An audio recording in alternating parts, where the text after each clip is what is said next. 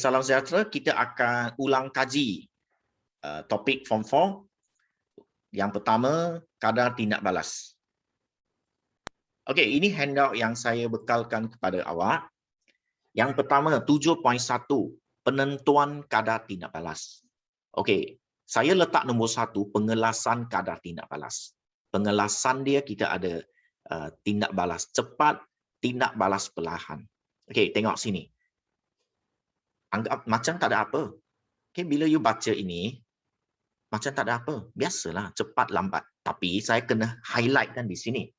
Okay, tindak balas kimia atau tindak balas boleh cepat dan perlahan. Tapi kalau saya letak perkataan kadar di sini, KADAR, kadar tindak balas, tak boleh cepat, tak boleh perlahan. Okey, bila you sebut kadar tindak balas, you kena sebut kadar tindak balas tinggi atau kadar tindak balas rendah. You kena sebut itu. Sebab kadar itu ada tinggi dan rendah. Lepas tu bila nak pakai cepat perlahan? Kalau setakat tindak balas, bolehlah. Tindak balas kimia boleh bagi kepada yang cepat, lepas tu yang perlahan. Okey, itu tindak balas. Bila ada perkataan kadar di sini, KADAR, rate, okay, must be high and low. You kena sebut tinggi atau rendah. Okay, saya bagi contoh awak. Contoh you sebut macam ni. Kadar tindak balas eksperimen 1 lebih cepat. Sudah salah. Sudah salah. Sebab you sebut kadar tindak balas eksperimen 1. Sepatutnya adalah lebih tinggi atau lebih rendah. Bukannya cepat, bukannya perlahan. So, ini kesalahan yang biasa calon buat. Sebab kurang teliti. Maka dia melakukan kesalahan ini. Okey, so mula-mula you dah faham kadar tinggi rendah. Tindak balas boleh cepat atau perlahan. Okey. So sekarang yang pertama kita kena buat pengelasan dulu. Menentukan tindak balas cepat dan perlahan. Okey, tindak balas sel elektrik, bateri mestilah cepat. Kalau tak macam mana dapat elektrik? Okey. Perebutan buah-buahan di perlahan. Okey, kalau cepat yang jual buah-buahan tu tak payah jual lah. Hari ini masuk satu kotak, lepas tu malam sudah habis, semua dah merebut. Okey, so dia perlahan. Nyalaan mancis biasa, ini memang cepat tu ni, nyalaan mancis. Tak pernah nyala, okey, sekarang pergi nyala cari mancis, tekak, okey, nyala mancis tu sekejap je. Okey, penapaian few days, beberapa hari untuk buat penapaian glukosa mendapat etanol. Tengok balik topik sebartian karbon. Ada penapaian glukosa dapat etanol. Cara dapat etanol dalam makmal melalui penapaian. Beberapa hari juga. So lambat. Pembakaran bunga api. Countdown kemerdekaan. Sekarang kita tak ada peluang. Kalau dulu kita boleh berkumpul di satu tempat untuk lihat bunga api. Sekejap pembakaran bunga api kan. Okey, kalau lambat siapa nak tengok? Contoh hari ini pergi, esok baru nyala, baru keluar api dia. Tak boleh lah. Okey, ini yang melibatkan confusing, sangat confused. Okey, respirasi. Siapa nak bagi pendapat? Cepat atau lambat? Cepat. Cepat. Ada cadangan lain tak rasanya? Majoriti kata cepat sebab saya tahu you fikir apa. Respirasi awak fikir macam sekarang kita bernafas. So respirasi, maka cepatlah bernafas ni mesti cepat. Tapi respirasi bukan bernafas. Maksud respirasi di sini adalah oksigen itu sampai ke sel. Kan kita belajar biologi sampai sains tahun lepas, tahun form 3 pun ada. Oksigen sampai ke sel. Lepas tu sel guna oksigen untuk menghasilkan tenaga. Betul? Okey, contoh sekarang saya berhenti nafas. Tak boleh lah macam tu. Kalau berhenti nafas kata mati kan. Tapi kalau orang kekurangan oksigen, dia boleh tahan juga. Bukannya sekejap, lama juga. Sebelum organ failure dia ada tempo juga boleh bertahan tanpa bernafas kan. So itu yang telah berlaku sebab respirasi itu dia melupakan perlahan punya. Lambat. Okey, lepas tu you fikir, lepas tu kenapa saya sebut, ya, you bernafas memanglah, oksigen masuk. So, banyak oksigen. So, yang kita pakai, okey, anggapan macam itulah. Kalau sel sekarang tengah menghasilkan tenaga guna oksigen kan, maka oksigen itu bukan yang tadi punya. Itu yang lama punya. Mungkin previous 10 minutes punya oksigen. So, you tengah beratur masuk oksigen itu. Faham tak? Okey, so respirasi bukan merujuk pada pernafasan. Maka dia dikategorikan sebagai tindak balas yang perlahan punya. Okey, ini confusing punya. Ini dengan fotosintesis. Dua-dua perlahan punya. Okey, so masa buat pengelasan dekat kalau buat pengelasan untuk paper 3 dulu ada paper 3, sekarang dia dah tak ada. So mungkin dia akan bagi dalam paper 2 lah. Okey, pembakaran gas masak. Cepatlah, mesti cepat. Sekejap, kalau tak macam mana? Nah, selesai kan? Okey, peneutralan tindak balas kimia yang kita boleh buat dalam makmal dalam 2 waktu punya. In future, you masuk ke sekolah, you akan tengok amali kan? Semua yang boleh dapat keputusan dalam masa yang 1 jam, iaitu 2 waktu sekolah punya, 2 waktu kelas kita, itu semua cepat punya. Macam peneutralan, pengesaran logam, pengesaran halogen, tindak balas redox yang boleh buat dalam masa tertentu. Itu semua kategori dia cepat. Okey.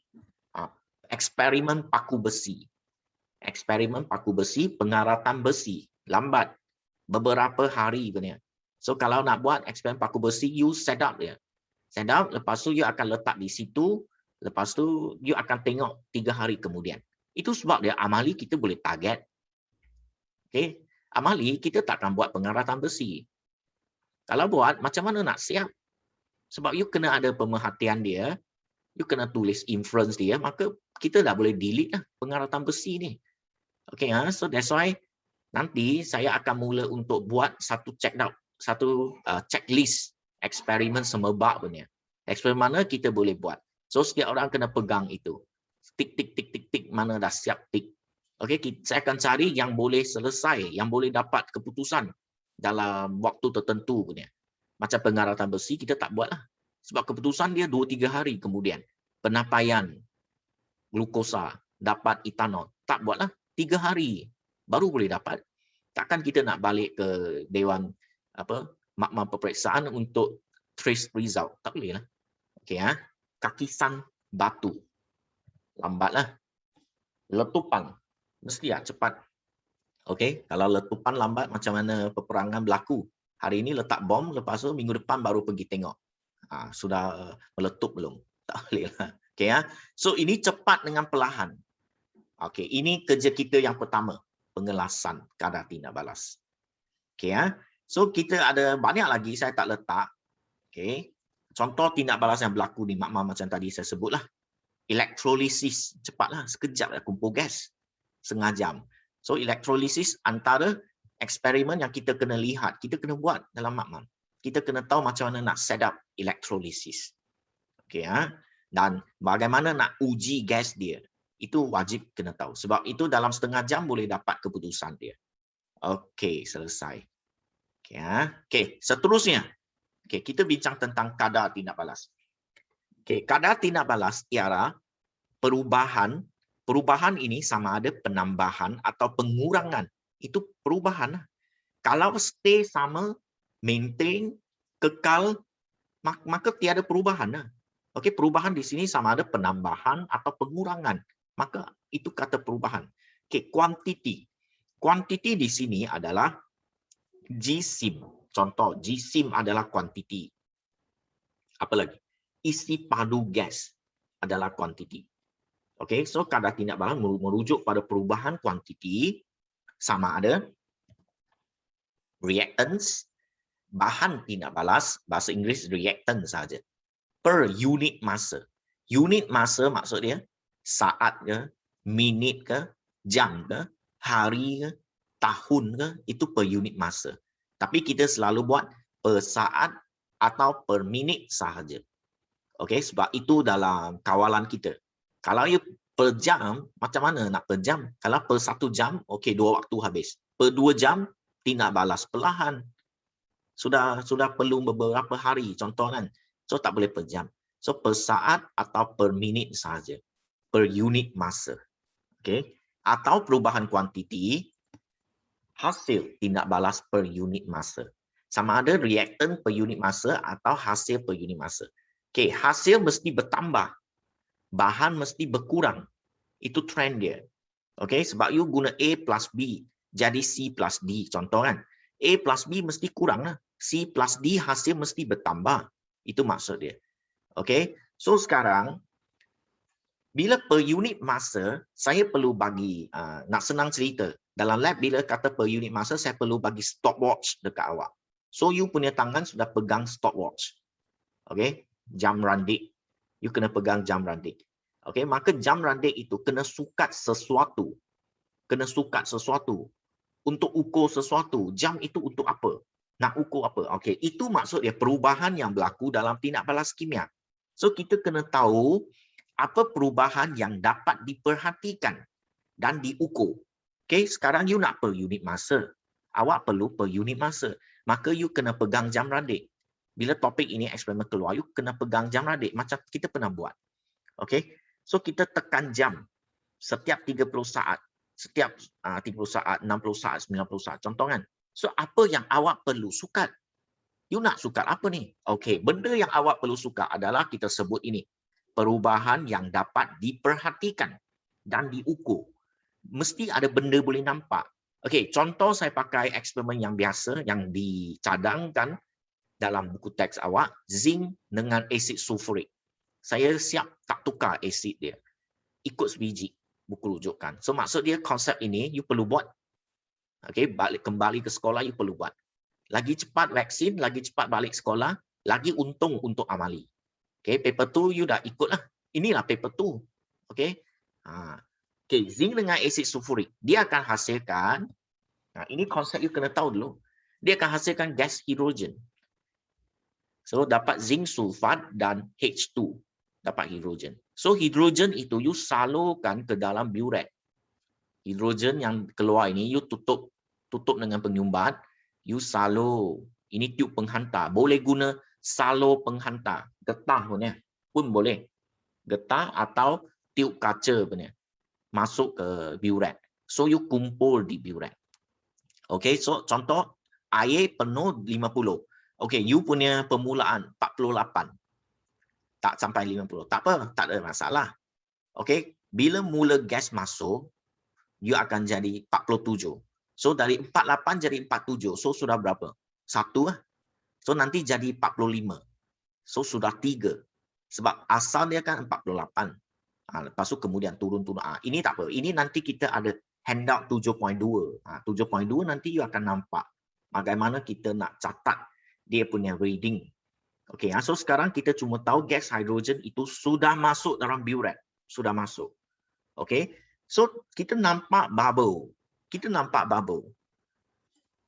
Okay. Kita nampak gelembung gas tidak berwarna dibebaskan. Kita nampak. Okay.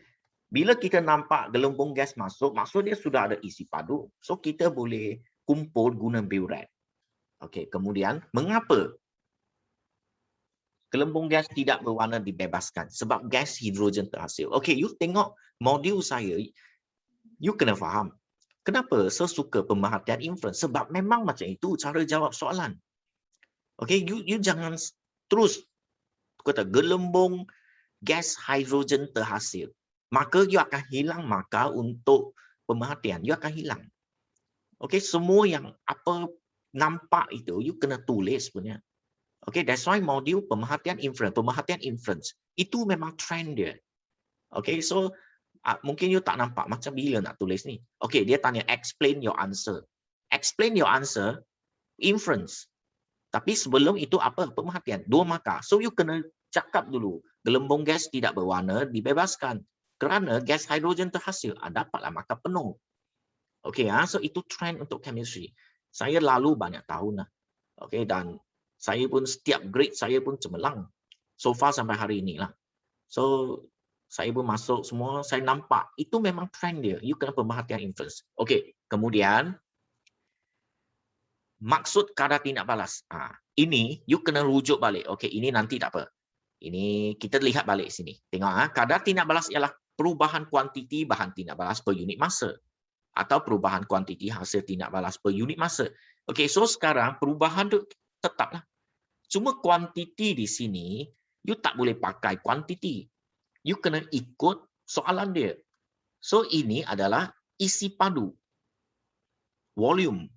Okey, so perkataan kuantiti kena tukar isi padu. Okey, so isi padu di sini gas hidrogen belong to reactant ke produk? Siapa tahu tengok. Gas hidrogen itu produk ke reactant? Produk. Ya, bagus. Okey. So you tahu produk. So perubahan kuantiti, perubahan tu kita ikut. Kuantiti kita tukar pada isi padu. Sebab you kutip isi padu kuantiti dia. Lepas tu produk gas hidrogen per unit masa. Maka kadar tindak balasnya jadi macam ni. Perubahan isi padu gas hidrogen per unit masa. Itu baru jadi maksud dia. Okay, masa exam dia akan tanya, nyatakan maksud kadar tindak balas. So, ramai akan tulis ini. Kadar tindak balas ialah perubahan kuantiti bahan tindak balas per unit masa atau perubahan kuantiti hasil tindak balas per unit masa. Dia akan cakap ayat ni. Okay, so bila you sebut ayat ni, you belum jawab soalan. So kimia ini dia kena detail jawapan dia. Itu sebab dia modul dicipta. Saya buatkan membantu awak. Kalau tak, you akan jawab huru-hara punya. Okay, so maksud kadar tindak balas sini adalah perubahan isi padu. Kuantiti itu isi padu. Okay, gas hidrogen maksud dia hasil lah, gas hidrogen per unit masa. Baru boleh dapat okey, marks untuk kadar tindak balas. Itu perubahan isi padu gas hidrogen per unit masa. Okey, apa yang awak perhati dan awak ukur? Awak ukur pertambahan isi padu gas yang dibebaskan.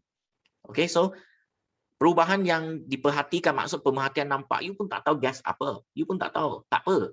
You tak tahu, tak apa. You nampak gelembung dia naik.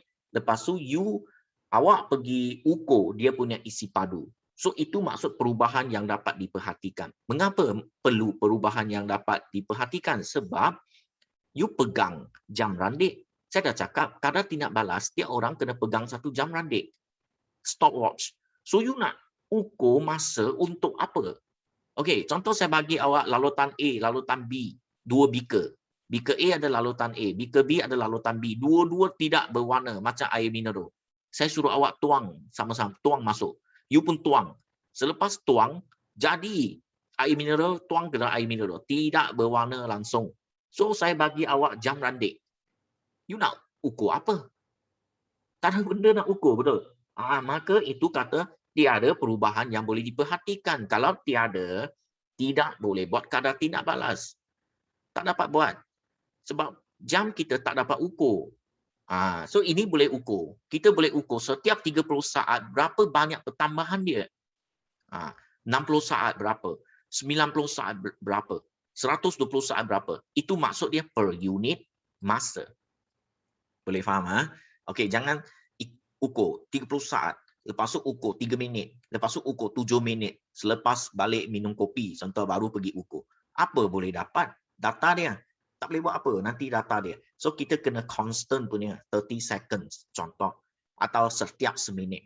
Tapi selalu kita buat 30 saat je. Sebab masa diperuntukkan itu bukannya berjam-jam. Kita ada sejam lebih je. Satu eksperimen kita kena buat cepat. Okey, Okey, ini case yang pertama. Okey, yang dicadangkan eksperimen ini untuk kita buat nanti. Okey, kedua. Tindak balas ketulan mama dengan asid nitrik. Okey, ketulan mama dengan asid nitrik ini, you boleh buat gas juga. Kalau you nak buat gas, macam ni juga sama dia. Cuma sini tukar kepada kalsium karbonat. Maka awak kutip gas karbon dioksida. Mama ini, dia suka cakap mama. Mama sebenarnya kalsium karbonat. Okey, mama tu kalsium karbonat. Lepas tu ada orang tanya, sir, PAR papa tu apa? Tiada lah. Kimia tu common name mama adalah kalsium karbonat. Maka hasilkan CO2. So CO2 you boleh kumpul guna cara ini. Maka perubahan isi padu gas karbon dioksida per unit masa adalah kadar tindak balas dia. Tapi sekarang saya tak nak. saya nak tentukan ketulan mama juga. Maksud saya nak lihat bahan tindak balas. Saya tak nak lihat hasil. Okay, so antara cara dia kita boleh buat macam ni. Kita bagi tindak balas mama kalsium karbonat dengan asid nitrik. Lepas tu kita letak di penimbang. Okay. Lepas tu setiap 30 saat awak catat nilai jisim dia. Okay, maka you akan dapati jisim dia berkurangan. Jisim dia berkurangan. Okay, perubahan ini sama ada pertambahan atau pengurangan. Ada orang kata saya nak letak penambahan. Boleh. Bagus. Tapi jangan salah. Sebab kadang-kadang penambahan, pengurangan awak confuse. Lebih baik letak perubahan saja. Okay. So di sini pengurangan jisim dia. Okay. So kita lihat. Kalau jenis ini, apa yang kita boleh buat? Persamaan kimia. CaCO3 plus 2HNO3 dapat CaNO3 plus CO2 plus H2O. Okay, dapat CO2 gas lah. So kita di sini eksperimen ni boleh juga kumpul gas. Iaitu you boleh nampak isi padu macam tadi. Cuma sekarang saya nak lihat untuk jisim dia. CaCO3 semakin berkurang punya. Okay, so pemerhatian di sini saya dapati pembuatan gas berlaku. Okay, kita dah tak boleh sebut gelembung gas apa, tak boleh. Beza dia pembuatan dengan gelembung. Gelembung tu elok bubble. You tengok dalam aquarium, bila you ada aquarium di rumah, dia keluar bubble kan. Itu bubble yang elok. Gelembung. Pembuatan, okay, nak faham senang, ambil straw pergi tiup dekat air minuman awak lah. Contoh tea life. Lepas tu ada orang sebelum minum tea life dia suka tiup dulu kan. Lepas tu keluar banyak udara dalam minuman itu. Pembuatan. Okay, dia tak cantik macam bubble. So pembuatan berlaku. Pembuatan gas berlaku sebab ada karbon dioksida terhasil. Ini cara jawab soalan juga. Sebut dulu pembuatan gas berlaku. Lepas tu gas karbon dioksida terhasil. Tak nampak bubble. Kita tak nampak. You nak nampak bubble, you kena salurkan bubble itu baru nampak jelas dalam burette. Okay, sekarang tak nampak. Kita nampak pembuatan saja. Bila you buat dalam makmal. Okay. So, maksud kadar tindak balas sekarang, okay, siapa nak cuba? Maksud di sini, siapa nak cuba? Mula dengan perubahan. Senang dia. Salah tak apa. Okay, come on, try. Perubahan jisim ketulan mama per unit masa. Yes, very good. Perubahan jisim mama per unit masa. Very good. Sebab perubahan kita kekalkan, kuantiti, perkataan kuantiti tukar ke jisim, dan untuk kes ini memang kita nampak jisim berkurang sebab kita tak ukur isi padu dia. Maka jisim apa? Jisim mama, dan you punya stopwatch ukur apa? Stopwatch itu per unit masa. Setiap 30 saat datang lihat berapa jisim dia tinggal. 60 saat tengok. 90 saat tengok. Kita akan nampak jisim dia semakin berkurang. Semakin berkurang. Sebab dia semakin sikit. Sebab semua tukar ke gas. Pembuatan berlaku. Okay, dan perubahan secara umum, pengurangan jisim bahan tindak balas. Okay. Sebab kita tak pasti apa dia. Ada orang tulis pengurangan jisim mama. Diterima. Okay, so ini yang paling umum boleh diterima, pengurangan jisim bahan tindak balas. Sebab bahan tindak balas mesti berkurang punya. Okay, okay, ini kes kedua. Okay, yang dicadangkan dalam buku teks. Maka kita kena try. Okay, kita kena try. Okay, seterusnya. Tindak balas antara lalutan kalium iodida dan lalutan plumbum 2 nitrat. Okay. So, ini pakai sedikit sebuk dia, kalium iodida. Sini letak sedikit sebuk, plumbum 2 nitrat. Okey, dalam satu piring Petri. Lepas tu, air suling. Ini. Okey, persamaan kimia dia, kita dapat 2 Ki plus PbNO3 itu, dapat PbI itu, dan 2 KNO3. Ini berwarna kuning punya. Okey, tak nampak pula. Okey, berwarna kuning. PbI itu berwarna kuning. Okay, so sekarang kita sudah nampak warna kuning. Okey, so pemerhatian dia, mendakan kuning terbentuk. Mendakan kuning ini adalah PBI2. Okey, kita selalu sebut macam ni, mendakan kuning terbentuk. Lepas tu dalam automatik dalam ayat kita ada sebab plumbum 2 iodida terbentuk. Okey, ramai calon dia akan abaikan yang mendakan kuning terbentuk. Dia akan sebut terus benda kuning plumbum 2 iodida sahaja. Maka kita biasakan diri kita pemerhatian influence. Okey, untuk skor yang lebih baik. Okey, plumbum 2 iodida terbentuk. Okey, so maksud kadar tindak balas di sini adalah inilah. Perubahan jisim mendakan plumbum 2 iodida per unit masa. So di sini plumbum 2 iodida di sini adalah hasil dia. Maka dia sepatutnya penambahan jisim mendakan plumbum 2 iodida per unit masa. Itu sebab saya kata perubahan tu dah bagus. Kalau you nak letak penambahan pengurangan, pastikan awak confirm. Hasil penambahan, bahan pengurangan. Okay, kalau tak nak pening, letak perubahan saja. Sebab perubahan sudah merujuk pada sama ada tambah atau kurang. So sini perubahan jisim mendakan plumbum 2 iodida per unit masa. Okey, tak ada perkataan plumbum 2 iodida kuning, dia letak kuning pun. Okey, sini tak boleh. Sini maksud kadar tindak balas tak boleh. So sini okey. Pembentukan mendakan adalah perubahan yang dapat diperhatikan. Okey, perubahan yang dapat diperhatikan maksud benda kita nampak dan kita tak tahu secara teori dia macam mana. Kita tak faham. Maka kita letak je paling umum punya sebabkan benda yang diperhatikan saja adalah pembentukan mendakan kuning itu. Okey. Pembentukan mendakan adalah perubahan yang dapat diperhatikan. Okey, maksud dia selesai.